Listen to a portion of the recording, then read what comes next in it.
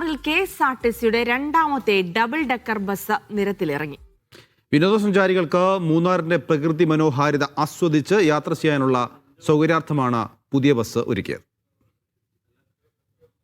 കഴിഞ്ഞ വർഷം ഫെബ്രുവരിയിൽ KSRTC മൂന്നാറിലെത്തിച്ച റോയൽ വ്യൂ ഡബിൾ ബസ് വൻ വിജയമായിരുന്നു. ഇതോടെയാണ് രണ്ടാമതൊരു ഡബിൾ ഡെക്കർ ബസ് കൂടി KSRTC മൂന്നാറിൽ നിരത്തിലിറക്കുന്നത്. മൂന്നാർ ഡിപ്പോയിൽ നിന്ന് തുടങ്ങുന്ന സർവീസ് കൊച്ചി ധനുഷ്കോടി ദേശീയപാതയിലൂടെ ദേവികുളം, ഗ്യാപ് റോഡ്, ആനയിറങ്കൽ എന്നിവിടങ്ങളിൽ സന്ദർശിച്ച ശേഷം തിരികെ ഡിപ്പോയിലെത്തും. പുതിയ ബസ് സർവീസിന്റെ ഉദ്ഘാടനം അഡ്വക്കേറ്റ് A. രാജ MLA നിർവഹിച്ചു.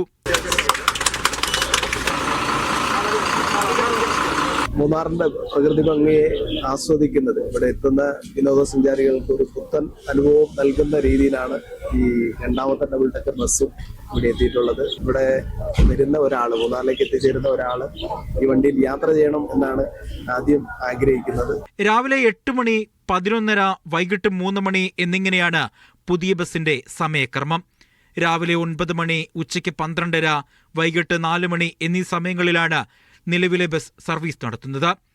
നിറത്തിലുള്ള വ്യത്യാസം മാറ്റിവെച്ചാൽ 2 ഡബിൾ ഡെക്കറുകളിലും ഉള്ളത് ഒരേ സൗകര്യങ്ങൾ തന്നെയാണ്. പുറം കാഴ്ചകൾ പൂർണ്ണമായും കാണാവുന്ന രീതിയിലാണ് രൂപകൽപ്പന. ബസ് യാത്രയ്ക്കുള്ള ടിക്കറ്റുകൾ ഓൺലൈനായി ബുക്ക് ചെയ്യാം. ഫെബ്രുവരി 8-ന് സർവീസ് ആരംഭിച്ച ആദ്യ ബസിന്റെ ഇതുവരെയുള്ള വരുമാനം 1.25 കോടിയിലേക്ക് അടുക്കുകയാണ്. മീഡിയ 1 ഇടുക്കി.